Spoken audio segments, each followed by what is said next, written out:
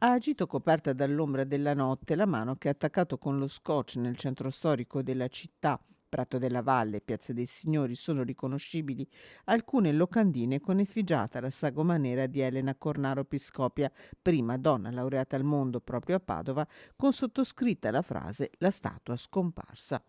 Correva il mese di dicembre dell'anno 2021 quando all'ombra del santo, non si parlava ancora di uno spostamento della statua del Gattamelata, si infiammava la polemica sulla delle nuove mancanza di una generazioni, statua di parliamo donna anche in di Prato quello della Valle, che abbiamo dopo la ereditato dal proposta degli passato. allora consiglieri comunali Margherita Colonnello e Simone Pillitteri.